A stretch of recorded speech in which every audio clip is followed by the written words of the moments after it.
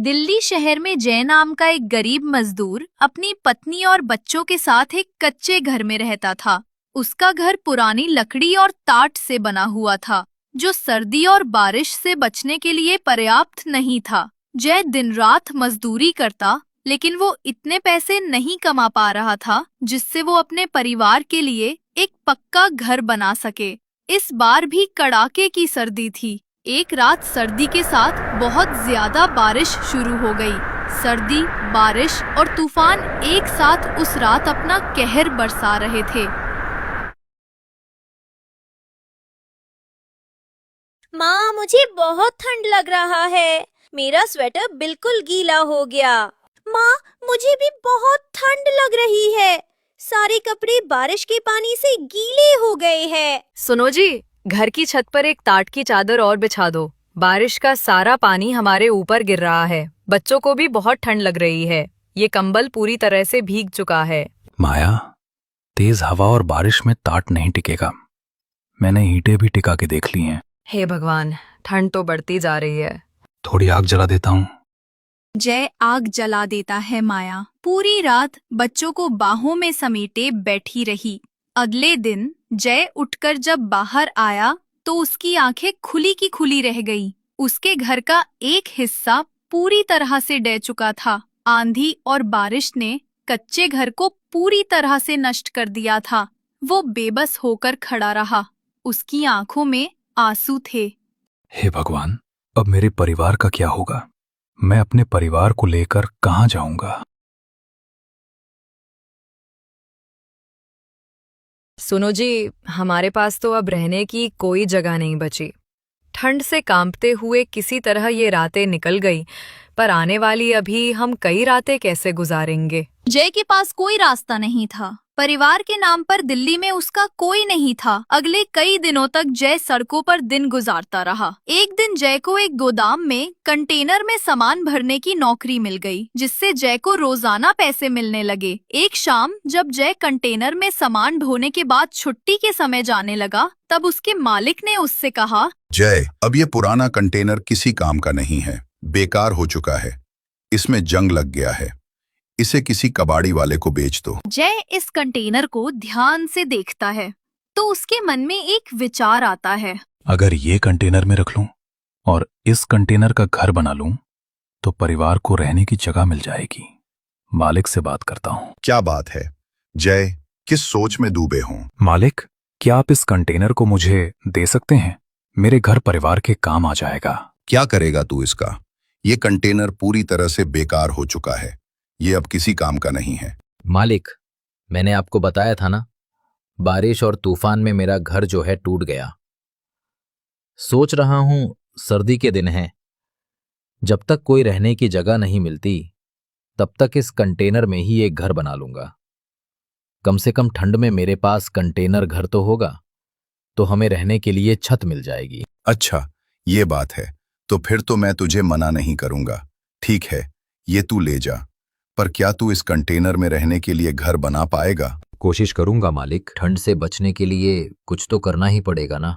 धन्यवाद मालिक। जय बहुत खुश था, क्योंकि अब उसे रहने के लिए इधर उधर सड़कों पर भटकना नहीं पड़ेगा। उसने मन ही मन ठान लिया था कि वो कंटेनर से घर बनाकर ही रहेगा। और फिर जय ने सड़क के किनारे खाली मैदान में कंटेनर को रखवा दिया था। ये तो बहुत गंदा है, पहले से साफ करना पड़ेगा। लाओ, मैं इसे धोने में तुम्हारी मदद कर देती हूँ। हाँ चलो, पहले इसे साफ ही कर लेते हैं। मैं जंग को थोड़ा रगड़ देता हूँ और जहां से थोड़ा टूटा हुआ है ठोक कर ठीक कर देता हूँ। बापू, हम भी घर बनाने में आपकी मदद करेंगे। हाँ बापू, अब सड़क पर बहुत ठंड लगती है। हम इस नए घर में रहेंगे बापू। हमें अब ठंड नहीं लगेगी ना? नहीं, बिल्कुल भी ठंड नहीं लगेगी बेटा। मैं इस कंटेनर घर को ठंड के हिसाब से ही तैयार करूंगा। हवा का नामो निशान भी नहीं आएगा इस घर के अंदर। हाँ, मैं इसे हर तरफ से ढक दूंगा। हाँ।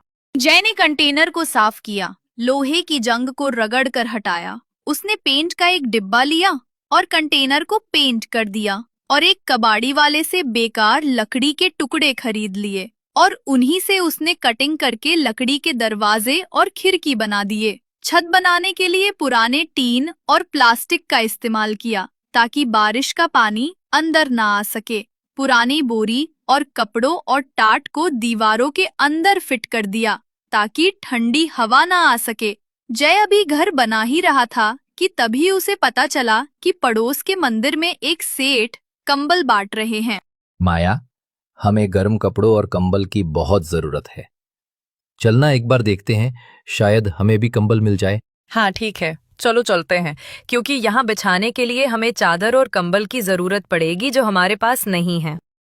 माया और जय मंदिर की सीढ़ियों के पास पहुंचे तो सेठ जी सभी गरीबों में कंबल बांट रहे थे।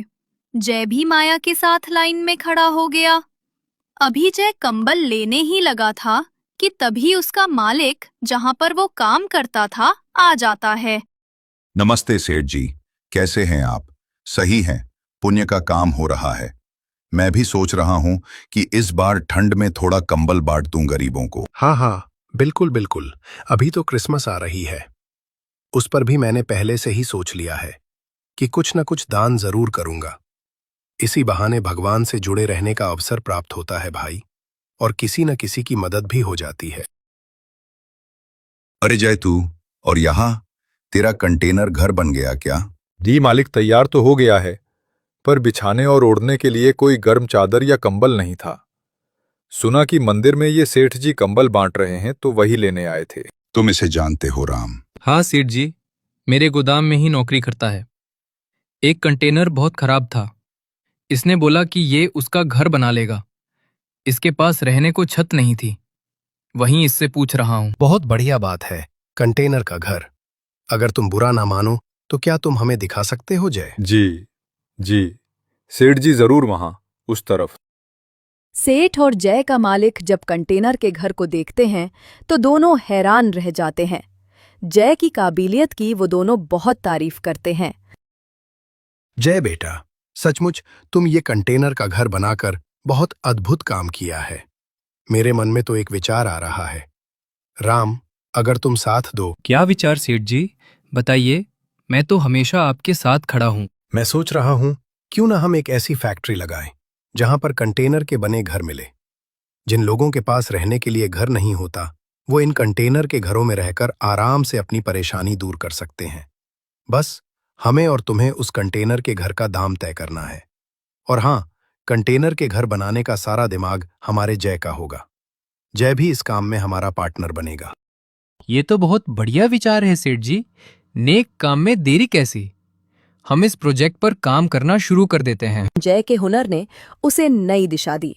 सेठ और उसके मालिक के साथ मिलकर उसने कंटेनर के घर बनाने का काम शुरू किया, जिसके लिए उसे अच्छी पेमेंट मिला करती थी, क्योंकि अब उनका पार्टनर बन गया था। जय इन सब के लिए भगवान को धन्यवाद कहता है। जय में एक खासियत थी, वो भले ही आज अमीर बन गया था, लेकिन उसने बहुत से गरीबों को ठंड में कंटेनर घर मुफ्त में बांटे। और जय ने कंटेनर घर में ही एक साथ बहुत से लोगों के रहने की सुख सुविधा भी देनी शुरू कर दी, क्योंकि वो जानता था कि गरीबों का दुख क्या होता है। जय, तुम्हारी मेहनत और हम लोगों के दिमाग से आज हमारा कंटेनर का घर बहुत जोरों से बिक रहा है। जो गरीब लोग घर अफोर्ड नहीं कर पा रहे थे, आज वो भी अच्छे घर में रह रहे हैं। ये सिर्फ तुम्हारी काबिलियत की वजह से हो पाया है। राम, तुम्हारा भी बहुत बहुत शुक्रिया। अगर तुम जय को अपना पुराना कंटेनर ना देते तो आज ये ख्याल मेरे दिमाग में नहीं आता, और इतना अच्छा बिजनेस हम लोग कभी नहीं कर पाते। एक हफ्ता के अंदर 50 लाख रुपए का कंटेनर बिका है। सेठ जी, आज जो मैं हूँ, आप दोनों की मेहरबानी से हूँ। भले मैंने इस कंटेनर को बनाने में अपना जी जान लगा दिया है, मगर आप दोनों ना होते तो ये मैं कभी नहीं कर पाता।